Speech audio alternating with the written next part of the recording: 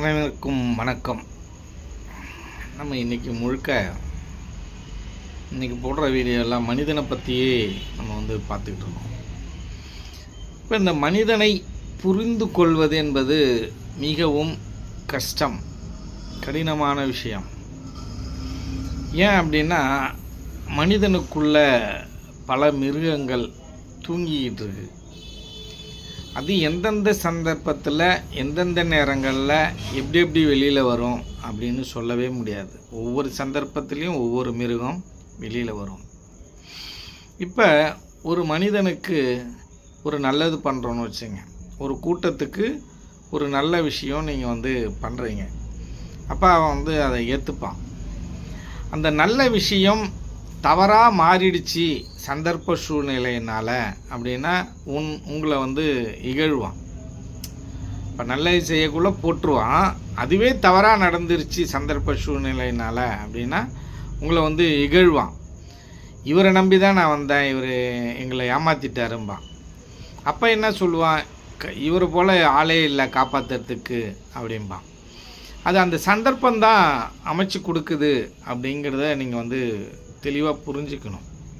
இந்த மனிதன் புரிந்து கொள்வது என்பது ரொம்ப கடினமான ஒரு சூழ்நிலை. நல்ல மனிதர்கள் பின்னாடி இந்த மனித கூட்டம் செல்லவில்லை என்பதுதான் உண்மை.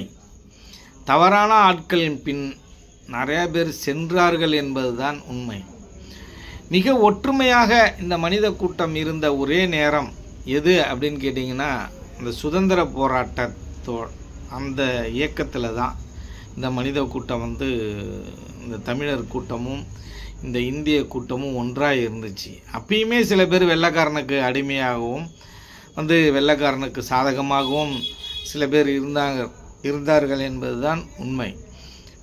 அப்படி பாரதி இறந்தபோது பாரதி இறப்புக்கு இறுதி ஊர்வலத்துக்கு கிட்டத்தட்ட ஒரு 10 பேர் தான் போயிருப்பாங்க.